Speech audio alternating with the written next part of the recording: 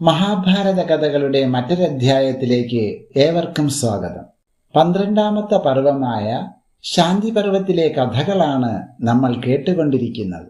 ജമദഗ്നിയുടെ പുണ്യാശ്രമത്തിൽ ഒരു പശു ഉണ്ടായിരുന്നു. അത് സർവാഭിഷ്ടങ്ങളെയും സാധിക്കുന്ന കാമധേനുവാണ്.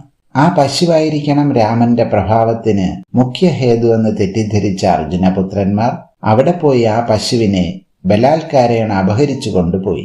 കാർത്തവീര്യപുത്രന്മാരുടെ ആലോചനയില്ലാത്ത ആ പ്രവൃത്തി തന്നെ ഭാർഗവരാമനും കാർത്തവീര്യനും തമ്മിൽ ഏറ്റുമുട്ടാൻ കാരണമായി തീരുകയും ചെയ്തു. വിവരമറിഞ്ഞ ഭാർഗവരാമൻ വളരെ വേഗത്തിൽ മാഹിഷ്മതിയിലേക്ക് കുതിച്ചു. കാർത്തവീര്യനുമായി ഭയങ്കര യുദ്ധം നടത്തി അദ്ദേഹത്തിന്റെ അധികമുള്ള കൈകളെല്ലാം മുറിച്ചു കളഞ്ഞ് തന്റെ പശുവിനെയും കൊണ്ട് ആശ്രമത്തിലേക്ക് മടങ്ങിപ്പോരുകയും ചെയ്തു. ത്രൈലോക്യത്തിൽ ആരും തന്നെ തങ്ങളെ ജയിക്കത്തക്കവരായി ഇല്ലെന്ന് അഭിമാനം കൊണ്ടിരുന്ന കാർത്തവീര്യനും പുത്രന്മാർക്കും പരശുരാമനോടുള്ള പരാജയം വലിയ അഭിമാനക്ഷയത്തിന് കാരണമായി. അതിനാൽ രാമനോട് കഠിനമായ വിദ്വേഷം തന്നെ അവർക്കുണ്ടായി. അവർ ഏതെങ്കിലും പ്രകാരത്തിൽ ഭാർഗവനെ പരാജയപ്പെടുത്താനുള്ള സന്ദർഭം നോക്കിത്തുടങ്ങുകയും ചെയ്തു. അതിന്റെ ഫലമായി ഒരിക്കൽ ഭൃഗുരാമൻ ആശ്രമത്തിലില്ലാത്ത സന്ദർഭം നോക്കിച്ചെന്ന് അഗ്നിശാലയിലിരുന്ന ജമദഗ്നിയെ അദ്ദേഹത്തിന്റെ കഴുത്ത് വെട്ടിക്കൊന്നു. രാമമാതാവിന്റെ മുമ്പിൽ വെച്ചാണ് അങ്ങനെ ചെയ്തത്.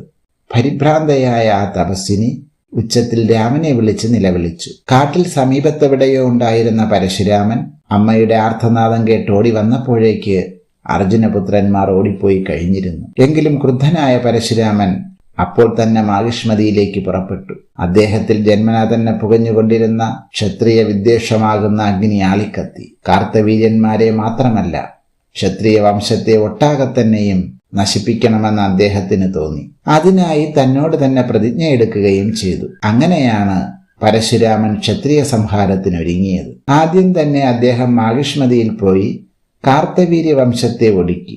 പിന്നീട് ഭാരതത്തിന്റെ പല ഭാഗങ്ങളിലും ചുറ്റി നടന്ന് ആബാലവൃത്തം ക്ഷത്രിയന്മാരെയും കൊന്നൊടുക്കി. അങ്ങനെ ഒരു പ്രാവശ്യം ഭാരതഭൂമി മുഴുവൻ ചുറ്റി നടന്ന് കിട്ടിയിടത്തോളം ക്ഷത്രിയരെ കൊന്നൊടുക്കി അദ്ദേഹം ശാന്തനായിരുന്നു. വീണ്ടും ക്ഷത്രിയർ വളരുകയും ആ സംഗതി മറ്റു ചിലർ ചൂണ്ടിക്കാണിക്കുകയും ചെയ്തപ്പോൾ അദ്ദേഹം തുടർച്ചയായി 21 പ്രാവശ്യം ഭാരതഭൂമി മുഴുവൻ ചുറ്റി നടന്ന് ക്ഷത്രിയരെ കൊന്നൊടുക്കി. തന്റെ പ്രതിജ്ഞ നിറവേറ്റിയെന്ന കൃതാർത്ഥതയോടെ അദ്ദേഹം കശ്യപ മഹർഷിയുടെ പൗരോഹിത്യത്തിൻ കീഴിൽ ഒരു വലിയ യാഗം നടത്തി. യാഗ അന്ത്യത്തിൽ താൻ പിടിച്ചെടുത്ത ഭൂമി മുഴുവൻ കശ്യപ മഹർഷിക്ക് ദക്ഷിണയായി സമർപ്പിക്കുകയും ചെയ്തു. ക്ഷത്രിയന്മാരില്ലാത്തതുകൊണ്ട് ധർമ്മപരിപാലനത്തിന് കാര്യമായ കുഴപ്പം നേരിട്ടു. അധർമ്മം വളർന്ന് ഐശ്വര്യം കുറയാൻ തുടങ്ങിയപ്പോൾ കശ്യപ മഹർഷി എന്തു വേണമെന്ന് ആലോചിക്കാൻ തുടങ്ങി. ഭൂമിയിൽ എവിടെയെങ്കിലും ഒരു ക്ഷത്രിയൻ വളരാൻ തുടങ്ങിയാൽ ഭാർഗവരാമൻ അറിയേണ്ട താമസമേയുള്ളൂ, അയാളെ കൊല്ലുകയും ചെയ്യും. ഈ നിലയ്ക്ക് അടുത്ത കാലത്തൊന്നും ധർമ്മപരിപാലനം ശരിപ്പെടാൻ പോകുന്നില്ല എന്ന് ദീർഘദർശനം ചെയ്ത കശ്യപ മഹർഷി അതിനൊരു പരിഹാരമെന്ന നിലയിൽ ഭാർഗവരാമനെ അകറ്റാൻ തീർച്ചപ്പെടുത്തി. താൻ ദാനം വാങ്ങി തന്റേതായി കഴിഞ്ഞ ഭൂമിയിൽ എവിടെയും താമസിക്കരുതെന്ന് പറഞ്ഞ് കശ്യപ മഹർഷി പരശുരാമനെ ഭൂമിയിൽ നിന്നകറ്റി. ഭൂമി മുഴുവൻ കശ്യപന്റേതാണ്, അവിടെയൊന്നും താമസിക്കാൻ പാടില്ലെന്ന് വന്നപ്പോൾ പരശുരാമൻ വിഷമിച്ചു. എവിടെ പോകണമെന്നറിയാതെ സമുദ്രം വിട്ടുകൊടുത്ത അല്പമായ ഭൂപ്രദേശത്താണ് പിന്നീട് അദ്ദേഹം താമസിച്ചത്. ആ പ്രദേശത്തെയും ദാനം കൊടുത്ത് അവസാനം മാഹേന്ദ്ര പർവ്വതത്തിലേക്ക് പോവുകയും ചെയ്തു. അങ്ങനെ ജമദഗ്നി പുത്രനായ പരശുരാമന്റെ വീര്യവും പ്രഭാവവും ഹേ യുധിഷ്ഠിര പറഞ്ഞാൽ അവസാനമില്ല. മനുഷ്യർക്കാർക്കും തന്നെ അദ്ദേഹത്തിന്റെ പ്രവൃത്തികളെ അനുകരിക്കാൻ കഴിയില്ല. അത്രയും വീര്യവത്തായിരുന്നു അവയെല്ലാം. എന്നിങ്ങനെയാണ് ഭഗവാൻ യുധിഷ്ഠിരന് ഭാർഗവ ചരിത്രത്തെ വിസ്തരിച്ച് പറഞ്ഞുകൊടുത്തത്. ഭഗവൽ മുഖത്ത് നിന്ന് ഭാർഗവ ചരിത്രത്തെ കേട്ട യുധിഷ്ഠിരൻ വളരെ സന്തുഷ്ടനും ചരിതാർത്ഥനുമായി. അദ്ദേഹം ഭാർഗവരാമനെ വളരെ ബഹുമാനിക്കുകയും പുകഴ്ത്തുകയും ചെയ്തു. അനന്തരം എല്ലാവരും കൂടി തേരോടിച്ചു പോവുകയും ചെയ്തു. അങ്ങനെ വഴിക്ക് വഴിയായി പറഞ്ഞിരുന്ന കഥയിൽ നിന്ന് വിട്ട് ജനമേജയന്റെ ചോദ്യത്തെ തുടർന്ന് ഭീഷ്മനിര്യാണത്തെ ഇടയ്ക്ക് വെച്ച് പറഞ്ഞ വൈശമ്പായനൻ വീണ്ടും വഴിക്ക് വഴിയായി പറഞ്ഞിരുന്ന കഥാമാർഗത്തിലേക്ക് തന്നെ നീങ്ങി പറയാൻ തുടങ്ങി. ഭഗവാൻ പാണ്ഡവരോടുകൂടി ഭീഷ്മന്റെ സന്നിധിയിലേക്ക് പുറപ്പെട്ട സന്ദർഭത്തിലാണല്ലോ കഥാമാർഗത്തിൽ നിന്ന് തെറ്റിയത്. അവിടെ മുതൽ വീണ്ടും പറയാൻ തുടങ്ങുന്നു. കുരുക്ഷേത്രത്തിലെ യുദ്ധഭൂമിയിൽ ഒരിടത്ത് ശരശയ്യയിൽ കിടക്കുന്ന ഭീഷ്മ പിതാമഹന്റെ സന്നിധിയിലേക്ക് പുറപ്പെട്ട ഭഗവാനും പാണ്ഡവരും വളരെ വേഗത്തിൽ തേരോടിച്ച് കുരുക്ഷേത്ര മൈതാനത്തിന്റെ പരിസരത്തെത്തി. അപ്പോൾ വിദൂരത്ത് നിന്ന് തന്നെ ഭീഷ്മനെ കണ്ടു. ദിവ്യ ജ്യോതിസ് കൊണ്ട് പരിവേഷമണിഞ്ഞ് ജ്യോതിർഗോളമെന്ന പോലെയാണ് അദ്ദേഹം കിടന്നിരുന്നത്. അവിടെ എത്തിയതോടെ എല്ലാവരും തേരിൽ നിന്നിറങ്ങി അദ്ദേഹത്തെ പ്രദക്ഷിണം ചെയ്ത് നമസ്കരിച്ചു. അനന്തരം ഭഗവാൻ മുന്നിലേക്ക് ചെന്ന് ഭീഷ്മന്റെ തപോവൃദ്ധിയെക്കുറിച്ചും ശരീരക്ലേശങ്ങളെക്കുറിച്ചും കുശലം അന്വേഷിച്ചു. അതിനുശേഷം വന്ന കാര്യത്തെ അവതരിപ്പിക്കാൻ തുടങ്ങി. മഹാനായ ഗാംഗേയ, അങ്ങയെപ്പോലെ എല്ലാം തികഞ്ഞ ഒരാൾ മനുഷ്യ സമുദായത്തിൽ തന്നെ ഇതുവരെയും ജനിച്ചിട്ടുണ്ടെന്ന് പറയാൻ വയ്യ. ആയുധാഭ്യാസത്തിൽ ദേവന്മാർക്കും ഗന്ധർവന്മാർക്കും അങ്ങയെ ജയിക്കാൻ സാധിക്കില്ല. പിന്നെ മനുഷ്യരുടെ കഥ പറയേണ്ടതില്ലല്ലോ.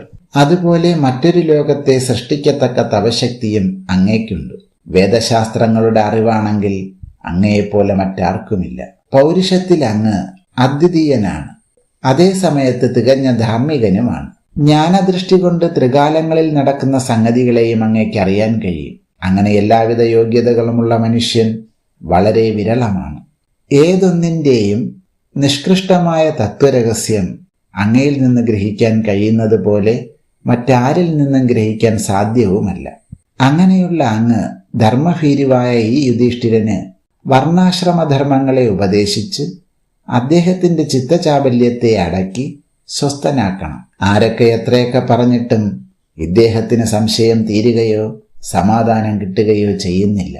അങ്ങയുടെ മുഖത്തു നിന്ന് ശ്രവിച്ചാൽ അദ്ദേഹം സ്വസ്ഥചിത്തനായി തീരുകയും ചെയ്യും. എന്നിങ്ങനെ ഭഗവാൻ വന്ന ആവശ്യത്തെ അറിയിച്ചപ്പോൾ ഭീഷ്മൻ ഭഗവാനോട് പറയാൻ തുടങ്ങി. സർവ ഐശ്വര്യപതിയും ജഗന്നിയന്താവുമായ ശ്രീകൃഷ്ണ ഭഗവാനെ, അങ്ങേക്ക് നമസ്കാരം. ഈ ജഗത്തിന്റെ എല്ലാ തുറകളിലും നിറഞ്ഞിരിക്കുന്നത് അങ്ങാകുന്ന ഏക ചൈതന്യമാണ്. അങ്ങനെയുള്ള അവിടുത്തെ വൈഭവത്തെ ആർക്കാണ് അറിയാൻ കഴിയുന്നത്? എല്ലാമായിരിക്കുന്ന ഹേ ദേവദേവ, അവിടേക്ക് വീണ്ടും വീണ്ടും നമസ്കാരം. ആരാണ് അങ്ങയെ വണങ്ങാത്തത്? വിജ്ഞാനസ്വരൂപനായ അവിടുത്തെ കാരുണ്യം കൊണ്ട് എനിക്ക് അവിടുത്തെ വൈഭവങ്ങളെ നേരിട്ട് കാണാൻ കഴിഞ്ഞിട്ടുണ്ട്. എന്നിങ്ങനെ ഭീഷ്മൻ ഭഗവാനെ സ്തുതിച്ചപ്പോൾ ഭീഷ്മനെ കടാക്ഷിച്ചുകൊണ്ട് വീണ്ടും ഭഗവാൻ അരുളി ചെയ്തു. ഹേ ഗംഗാപുത്ര, അങ്ങയുടെ മഹത്വത്തെയും ശ്രദ്ധയും ഓർത്ത് ഞാൻ അങ്ങയ്ക്ക് പരാഭക്തിയെ തന്നതുകൊണ്ടാണ് അങ്ങയ്ക്ക് എൻ്റെ വിശ്വരൂപത്തെ കാണാൻ കഴിഞ്ഞത്. അങ്ങനെ എൻ്റെ വിശ്വാത്മകതയെ നേരിൽ കാണാനും അറിയാനും ഇടവന്നതുകൊണ്ട് ഒരിക്കലും അങ്ങയുടെ ചിത്തം ദുഷിക്കാനോ കർമ്മം പിഴയ്ക്കാനോ ഇടവന്നിട്ടില്ല. നോക്കൂ, ദേവന്മാരും ഉപദേവന്മാരുമെല്ലാം അങ്ങയുടെ ശരീരപാദത്തെ പ്രതീക്ഷിച്ചുകൊണ്ടതാ നിൽക്കുന്നു. ഇനി 30 ദിവസം കൂടി അങ്ങയ്ക്ക് ആയുസ്സുണ്ട്. 30ാമത്തെ ദിവസം അങ്ങേ ശരീരത്തെ വിട്ട് ഒരിക്കലും പുനരാവർത്തിയില്ലാത്ത പരമപദത്തെ പ്രാപിക്കും. അതിനിടയിൽ യുധിഷ്ഠിരന്റെ എല്ലാ സംശയങ്ങളും തീർത്ത് അദ്ദേഹത്തിന് ജ്ഞാനം ഉപദേശിക്കണം. അങ്ങയോടൊപ്പം തന്നെ നിഷ്കൃഷ്ടമായ ജ്ഞാനസ്വരൂപവും ഭൂമിയിൽ നിന്ന് തിരോധാനം ചെയ്യാൻ പോവുകയാണ്. അതിനാൽ മറ്റൊരു പ്രകാരത്തിലും അദ്ദേഹത്തിന്റെ സംശയം തീരാൻ പോകുന്നില്ല. അങ്ങ് തന്നെ അദ്ദേഹത്തെ വേണ്ട പോലെ ഉപദേശിച്ച് കൃതാർത്ഥനാക്കണം. എന്നിങ്ങനെയുള്ള ഭഗവാന്റെ വാക്കുകളെ കേട്ട ഭീഷ്മൻ വീണ്ടും മറുപടി പറഞ്ഞു. ഭഗവാനെ, സർവ ഐശ്വര്യപതിയും സർവജ്ഞാന സമ്പൂർണനുമായ ഗോവിന്ദ, വാക്കുകളുടെയും അറിവിന്റെയും എല്ലാം അവസാനമാണ് അവിടുന്ന്. എല്ലാ വാക്കുകളും അറിവുകളും അങ്ങയിൽ അവസാനിക്കുന്നു. വാക്പതിക്ക് പോലും അങ്ങയുടെ മുന്നിൽ സംസാരിച്ച് വിജയിക്കാൻ സാധ്യവുമല്ല. അങ്ങനെയുള്ള അങ്ങയുടെ സന്നിധിയിൽ വച്ച് കേവലം അല്പജ്ഞാനിയായ ഞാനാണോ ധർമാർത്ഥമോക്ഷങ്ങളെ ഉപദേശിക്കുന്നത്? ഇരിക്കട്ടെ, അവിടുത്തെ കൽപ്പനയ്ക്ക് വഴങ്ങി അനുചിതമായ ആ പ്രവൃത്തിയും ഞാൻ ചെയ്യാമായിരുന്നു. എന്നാൽ ശരപീഡ കൊണ്ട് എന്റെ ദേഹം മുഴുവൻ തളർന്നിരിക്കുന്നു. അവയവങ്ങളൊന്നും തന്നെ ശരിക്ക് പ്രവർത്തിക്കുന്നില്ല. മനസ്സും വളരെ തളർന്ന് ദുർബലമായി കഴിഞ്ഞിരിക്കുന്നു. ഒന്നിനെയും വിചാരിക്കാനുള്ള കഴിവില്ല. ബുദ്ധിയാണെങ്കിൽ കേവലം ഭ്രമിച്ചു കഴിഞ്ഞിരിക്കുന്നു. ഒന്നും വിവേചനം ചെയ്യാനുള്ള കഴിവില്ല. അറിയേണ്ടതോ പറയേണ്ടതോ ആയ ഒന്നും തന്നെ ബുദ്ധിയിൽ പ്രകാശിക്കുന്നുമില്ല. വസ്തുക്കളെ തിരിച്ചറിയാനുള്ള ബോധം പോലും നഷ്ടപ്പെട്ടിരിക്കുന്നു. കേവലം അവിടുത്തെ വീര്യം കൊണ്ട് മാത്രമാണ് ഈ ശരീരം നിലനിൽക്കുന്നത്. അതിനാൽ സർവജ്ഞനായ അവിടുന്ന് തന്നെ യുധിഷ്ഠിരനെ ഉപദേശിച്ചാൽ മതി. അതാണ് നല്ലത്. അല്ലെങ്കിൽ ഗുരുവിന്റെ മുന്നിൽ ശിഷ്യൻ വാചാലനാകുന്നത് പോലെ സർവജ്ഞനായ അവിടുത്തെ മുന്നിൽ അല്പജ്ഞനായ ഞാൻ ഉപദേശിക്കുന്നത് തന്നെ പരിഹാസ്യമല്ലേ? ഭഗവാനെ, അവിടുന്ന് തന്നെ കരുണാപൂർവം യുധിഷ്ഠിരനെ അനുഗ്രഹിച്ചാൽ മതി. ഈ കഥാഭാഗങ്ങൾ ഇവിടെ പൂർത്തിയാകുന്നു. ബാക്കി കഥകൾ അടുത്ത ഭാഗത്തിൽ കേൾക്കാം. നന്ദി.